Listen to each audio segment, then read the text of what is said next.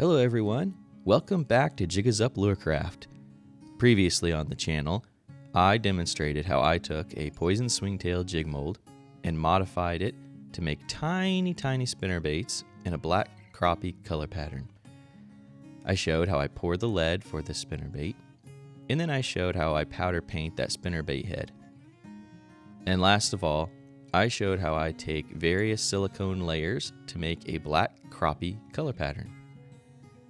In the end, the finished product was a super premium 1/8 ounce micro spinnerbait exclusively for creek and pond fishing. Basically, it's a dandy bait for backwaters bass fishing. So in today's video, I'm going to make yet another micro spinnerbait pattern, only this bait will be in a different iconic color, baby bass. I'm going to start with a 1/8 ounce unpainted spinnerbait. Now, if you want to see how I pour these, you can refer to the last video that I made. It showed exactly how I put in the wire form and the hook that I put in and all those things. But for today's purposes, I'm going to start with a spinnerbait that's already poured, and I'm going to powder paint it. I'm going to have a pearl white base, and then I'm going to come over top of it on the top with a watermelon pepper Protect paint, and this is going to give it the perfect baby bass look. So here in the vise we have our painted spinnerbait head, and as you can see, it's already looking pretty good. As I start tying on the thread base here, I want to particularly spotlight the hook that I've put in the spinnerbait. As I said in the last video, this is a Gamakatsu B10S stinger hook. Like I said before, this is not actually a spinnerbait hook. It is a premium fly hook. And I really like this hook because it has that O'Shaughnessy bend, which I think really helps keep fish locked on the hook. And it's really strong. It's very thin, but very strong. So here, the first material I'm going to be using is just a flat white silicone for the belly of the spinnerbait. Now, I kind of prefer pearl white for doing belly patterns, but to be candid, I've never had a bass complain over using flat white instead, and that's what I have here, so that's what we're going to use. So I'm just going to use my fingers here to work the material around until I get it just where I want it on the underside of this bait. This is going to be a clear water bait, hence why I'm using natural colors like white and watermelon. And later on in this video, you'll see that I'll be putting a willow leaf blade on it as well. And I'll talk more about that later, but again, this is all to make this a exceptional clear water presentation for creeks, ponds, rivers, and so forth.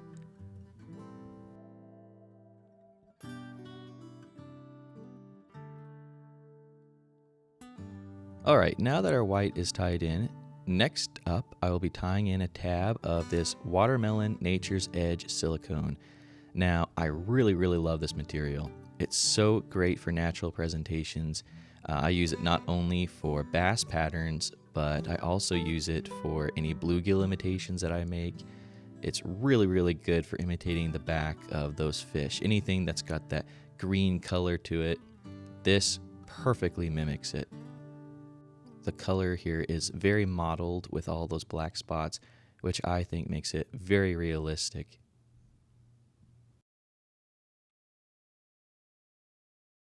So now that our watermelon is tied in, I'm going to come along with 2 strands of black on either side of the spinnerbait. And this is to give us an effect kind of like the black lateral line that you see on a bass. It's just a little extra touch to give some extra realism to the spinnerbait.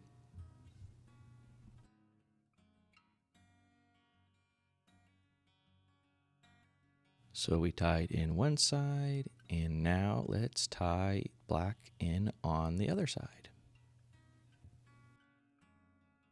I really love making little spinnerbaits like this. There's 1 or 2 products on the market that are similar as far as size goes. You know, the Strike King Mini King, the Booyah Pond Magic. I think Guggen Squad makes a little tiny spinnerbait. So there are a few options out there. But none of them embody such a high level of quality as these here. That's something I'm really proud of. The Gamakatsu hook in this thing is so nice. The ball bearing swivel that I use, the hand-tied skirt, it's something that I feel like I can be proud of when I can make something this nice and go out and fish it and catch fish with. And it also helps to make it in clear water patterns like this that you don't really see a whole lot of on the spinnerbait market. Okay, so at this point all the material is tied in. So what I'm going to do is take a loop of red thread and I'm going to gently pull it up onto my thread, and I'm going to tie this red loop into my thread collar. I did this also in my last video and I got a couple comments on it. I learned this trick from Jay Worth at Jay is Outdoorsy. He is a production tire who makes some phenomenal jigs. So I like doing this for spinnerbaits especially. I find that doing a whip finish on a spinnerbait with that wire hanging out is very difficult. At least it is for me. Perhaps you find it a little easier. But using this little trick here is much easier for me for finishing off a thread collar on a spinnerbait. So once I've tied in the loop, I just cut off the end of my thread and I'll thread it through the loop. And once I've done that, oh, careful. Once I've done that, I'll take the ends here that are on the other side of the collar, if I can grab them, and I'll pull the tag end of my thread through the collar. So now the tag end of my thread is essentially been wrapped into my thread collar. Just trim that off. And now all I have to do is put on some head cement and our thread collar is finished. It's all wrapped up, you might say.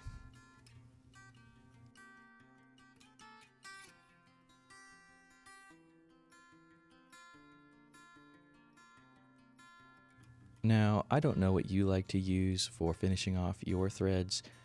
Some people use Sally Hansen's Hard as Nails. I've used that before, and it does work. I do find it a little bit smelly, which is a bit of a turn off for me.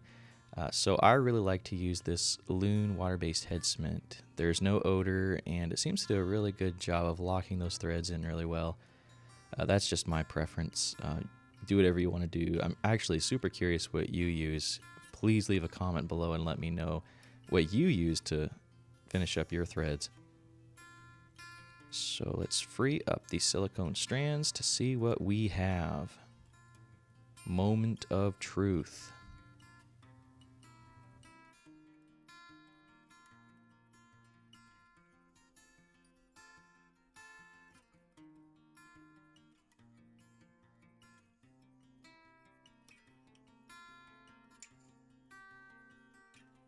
All right, and just like that, we have a tied baby bass micro spinnerbait. And I'm pretty happy with that. We have some nice, realistic bass colors. Now, on to putting on a ball bearing swivel and our spinnerbait blade.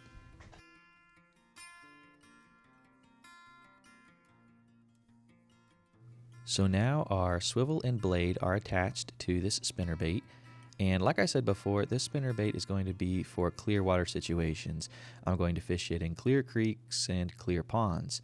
So I want to use a blade that will allow me to move this spinnerbait a little bit quickly through the water so the fish do not get a good look at the spinnerbait as it's rolling by. So this streamlined willow leaf blade accomplishes just that. If I were using a Colorado blade, it would give me a lot more thump, a lot more vibration, but it would also slow down my spinnerbait significantly. So I'm using this willow leaf blade that you see here so that I can quickly reel the spinnerbait through the water and maintain that natural presentation that I'm looking for.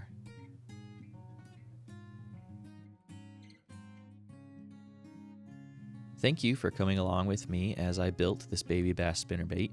I love doing these natural color patterns, especially with these spinnerbaits. They turn out looking so good.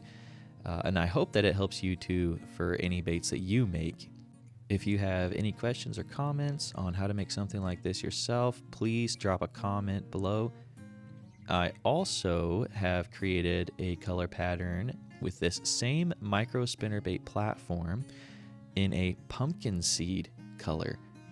And I'll give you just a quick glimpse of it right here. Now, I don't have any video showing how I made this pumpkin seed color pattern, but I will be posting a recipe on my blog for it. So if you haven't already, please subscribe to my email newsletter on my blog, or just keep eyes on the blog. You'll see it pop up here pretty soon. Again, thanks for watching, and till next time.